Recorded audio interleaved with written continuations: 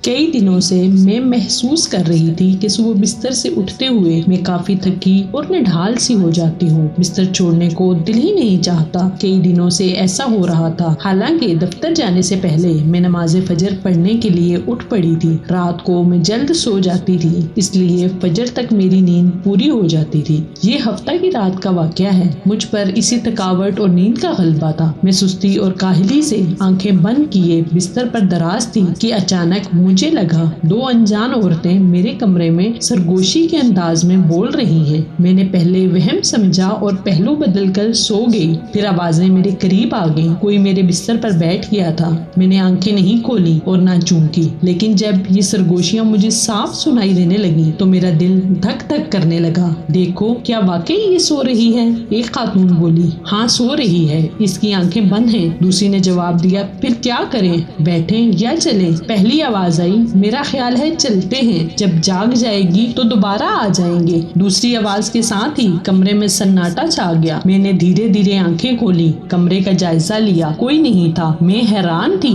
کہ یہ کون ہو سکتی ہیں۔ میں واش روم گئی اور کلی کر کے ساتھ والے کمرے میں چلی گئی۔ بھائی اس وقت تک اٹھ پڑا تھا۔ میں نے سوال کیا، عورتیں کون تھیں؟ کون سی عورتیں؟ اس نے الٹا سوال کر دیا، یہی جو باتیں کر رہی تھیں۔ میں نے چڑ کر سے پوچھا، میں نے تو کسی کی آواز نہیں سنی۔ اس نے کاندھا اچکا کر بے نیازی سے کہا، اب اس سے زیادہ کیا سوچا جا سکتا تھا؟ ہو سکتا ہے واقعی یہ میرا وہم ہو، لیکن یہ وہم ہرگز نہیں تھا۔ سوموار کے روز میں جب دفتر سے واپس آئی تو امی نے نماز عصر کے بعد مجھے چائے دیتے ہوئے کہا، نائلہ، میں نے آج تمہارا صدقہ دیا ہے، تم نماز وقت پر پڑھا کرو۔ پھر انہوں نے خود ہی بتایا کہ میں نے رات کو بڑا عجیب خواب دیکھا ہے۔ خواب میں 2 عورتیں دیکھی، جن میں سے ایک چھوٹے قد کی اور دوسرے بڑے قد کی تھی۔ اس وقت میں کچن میں تھی۔ انہیں یوں گھر میں گھسے ہوئے دیکھ کر میں نے کہا، تم کون ہو اور بلا اجازت کیسے میرے گھر میں آ گئی ہو؟ لمبی بولی، ہم ٹہل رہی تھی، ابھی چلی جاتی ہیں۔ اس کے بولنے کا انداز غیر مانوس اور عجیب تھا۔ چلو نکلو یہاں سے، یہ کوئی پارک نہیں ہے، چلی جاتی ہیں۔ لمبی نے چھوٹی سے کہا، چلو ہم نائلہ کے کمرے میں چلتی ہیں۔ ارے میں انہیں روکتی رہ گئی۔ وہ تمہارے کمرے میں گئیں اور جب میں ان کے پیچھے تمہارے کمرے میں پہنچی تو دونوں غائب تھیں۔ البتہ تمہارے کمرے سے عجیب سی بو آ رہی تھی، ایسے جیسے چوہا مرا پڑا ہو۔ میں تو چیخ اٹھی اور اس چیخ کے ساتھ ہی میری آنکھ کھل گئی۔ میں سمجھ گئی کہ یہ دونوں بدروحیں تھیں۔ ہاں، یہ بدروحیں ہی ہو سکتی ہیں، میں نے چونک کر کہا اور امی سے 2 دن پہلے کا واقعہ بیان کر دیا۔ ہم دونوں پریشان ہو گئیں کہ یہ شیطانی مخلوق ہمارے گھر میں کیا کرنے آ گئی ہیں۔ اس وقت ہم دونوں ماں بیٹی نے آیت کریمہ پڑھا اور رد خوف و بلا کی دعائیں پڑھ کر پورے گھر پر پھونکی۔ امی نے خوشبویات بھی جلائیں اور کہا، میری امی ٹھیک کہا کرتی تھی، جس گھر میں نماز اور ذکر و اذکار نہیں ہوتا وہاں شیطان ڈیرے ڈال لیتا ہے۔ اس رات میں نماز عشاء کے بعد آیت الکرسی پڑھ کر سوئی، توبہ استغفار کی۔ یہ میری کوتاہی تھی کہ میں نماز سے غافل ہو گئی تھی۔ اس رات میں مجھے بے حد سکون ملا اور صبح نماز فجر کے وقت جب آنکھ کھلی تو میں پہلے کی طرح چست تھی۔ یقینی طور پر یہ میری غفلت کے باعث شیطان میرے اعصاب پر چھا گیا تھا اور میرا پورا جسم ٹوٹ پھوٹ کا شکار ہو گیا تھا۔ الحمدللہ اب میں ٹھیک ہوں۔